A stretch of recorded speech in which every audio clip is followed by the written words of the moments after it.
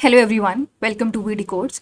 तो आज इस वीडियो में हम लोग पॉलीगॉन्स और क्वाड्रिलेटरल कवर करने वाले हैं। लास्ट टू ज्योमेट्री के वीडियोस में हमने ट्राइंगल और सर्कल कवर कर लिया था। अब हम इस वाले वीडियो में पॉलीगॉन और क्वाड्रिलेटरल कवर करते हैं। सो पॉलीगॉन तो सबसे पहले हमेशा मतलब इरेगुलर पॉलीगॉन पे देखो क्वेश्चन आता नहीं है, तो हम उस पर डिस्कस भी नहीं करेंगे। हम सीधे जंप करते हैं रेगुलर पॉलीगॉन पे। तो रेगुलर पॉलीगॉन की कुछ प्रॉपर्टीज़ होती हैं, जैसे अगर हमको नंबर ऑफ़ डायगनल्स निकालना हो, कोई भी पॉलीगॉन है उसका डायगनल निकालना हो, और पॉलीगॉन की साइड एन तुम्हारा नंबर ऑफ़ साइड्स हो गया, तो नंबर ऑफ़ डायगनल्स निकालने का जो फॉर्मूला होता है टोटल नंबर ऑफ़ डायगनल्स का n-3/2। ठीक, एक ये फॉर्मूला हो गया। दूसरा होता है इंटीरियर एंगल का फॉर्मूला। क्या होता है इंटीरियर एंगल? किसी भी डायगनल का इंटीरियर एंगल जो होता है उसका फॉर्मूला होता है 180 माइनस का 360 अपॉन n। और एक्सटीरियर एंगल का होता है फॉर्मूला एक्सटीरियर एंगल का फॉर्मूला क्या होता है 360 अपॉन n। तो यहाँ से इन दोनों से हम क्या डिड्यूस करते हैं कि इंटीरियर को अगर मैं i रखूँ और इसको e रखूँ तो इसका सम कितना आ जाएगा, 180 आ जाएगा। ठीक, और यहाँ से अगर एक इंटीरियर एंगल का वैल्यू इतनी है, तो अगर हमको सम ऑफ n इंटीरियर एंगल्स निकालना हो, यहाँ पे लिख लेते हैं सम ऑफ n इंटीरियर एंगल्स, तो इसका फॉर्मूला क्या होगा, मतलब सम ऑफ ऑल n क्या होगा, सम ऑफ ऑल इंटीरियर एंगल्स। तो अब हमको ये पता है कि दैट इज़ एक इंटीरियर एंगल का हमको पता क्या था 360 अपॉन n है। तो इसमें अब बस क्या करना है, n से और मल्टीप्लाई कर दो, तो ये आ जाएगा 180n माइनस का 360 which is equal to 180n-2। एक फॉर्मूला पता है तो आप दूसरा अपने आप ही निकाल लोगे। ठीक, तो ये तो तुम्हारा सम ऑफ ऑल इंटीरियर एंगल्स हो गया। अगर कभी एरिया पूछता भी है तो जहाँ तक मैंने नोटिस किया है वो सिर्फ हेक्सागन के बारे में पूछेगा, कि किसी भी रेगुलर हेक्सागन का एरिया निकालने को पूछ सकता है, बाकी और किसी का नहीं पूछेगा। तो इसमें क्या होता है, सबसे पहले तो हेक्सागन के जितने भी ये 60 डिग्री होता है, ये 60 होता है, और इस तरीके से ये भी 60, ये भी 60, मतलब सभी एंगल 60-60 होते हैं। तो एक तरीके से इक्विलेटरल ट्राइंगल बना रहे। तो कितने इक्विलेटरल ट्राइंगल है, 1 2 3 4 5 6।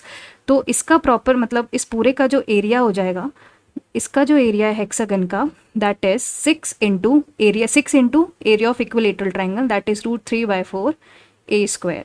बस इतना आपको याद रखना है। ठीक है, अब ये तुम्हारा पॉलीगन कंप्लीट हो गया। अब हम आते हैं क्वाड्रिलेटरल्स पे। क्वाड्रिलेटरल्स,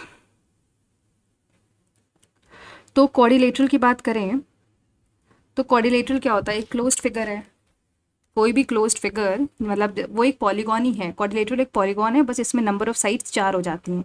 तो जैसे कि अगर हम एक कुछ क्वाड्रिलेटरल ऐसे रैंडम बना लें, जैसे ये अगर हमारा कोई क्वाड्रिलेटरल है A B C और D, और ये मान लेते हैं एक डायगोनल है, और इस पे एक परपेंडिकुलर गया है E, और इस पे एक परपेंडिकुलर गया है कुछ F। तो हमको अगर इसका एरिया निकालना हो तो क्या होगा, ये मैंने कोई फिगर नहीं बनाई है, ये सिर्फ एक क्वाड्रिलेटरल है, ये भी कुछ भी हो सकता है। तो इसमें तुम्हारा, आप इसको ये फिगर देख के पैरेललोग्राम मत समझ लेना, ये क्वाड्रिलेटरल है। तो इसका जो एरिया होता है वो 1/2 इंटू कोई भी डायगोनल यानी DB into sum of perpendicular यानी AE प्लस FC। ठीक है, तो यहाँ से मतलब इसका फॉर्मूला अगर जनरलाइज्ड वे में रखूँ तो विच इज़ इक्वल टू, आप ऐसे समझ लो कि किसी भी, ये DB तुम्हारा क्या है, डायगोनल है, और AE और FC क्या है, तुम्हारे परपेंडिकुलर्स हैं। ठीक, ये हो गया। अब आते हैं हम लोग पैरेललोग्राम पे। अब थोड़ा जनरलाइज कर लें, हालांकि इतना पूछ भी सकता है, स्टेटमेंट वे में ही पूछेगा। और पैरेललोग्राम पे आते हैं, तो ये हमारा पैरेललोग्राम होता है, मतलब आप थोड़ा सा समझ जाइएगा ये पैरेललोग्राम है। ठीक, ABCD अगर ये कोई पैरेललोग्राम है, ये पैरेलल ये होता है और ये इसके पैरेलल होता है, जिसमें से ये वाला लेंथ जो होता है वो इसके बराबर होता है और ये वाली लेंथ इसके बराबर होती है, इतना हमें पता है। तो इसका एरिया क्या होगा, एरिया जो होता है, एरिया ही पूछता है, दैट इज़ बेस, और अगर ये इसकी हाइट है कुछ h, बेस तुम्हारा DC होगा इंटू हाइट, ये इसका फॉर्मूला हो जाता है।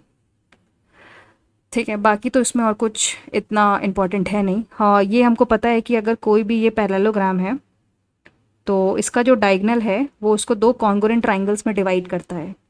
तो मतलब अगर ए बी सी डी है तो ए बी डी कॉन्ग्रुएंट किसके होंगे, सी बी डी के। ठीक है, ये आप याद रखना। तो बाकी तो ये तो पैरेललोग्राम हो गया। अब हम लोग अगर आते हैं रोम्बस पे, और आई थिंक पैरेललोग्राम है तो बहुत कुछ पर इतना कुछ इम्पोर्टेंट नहीं है।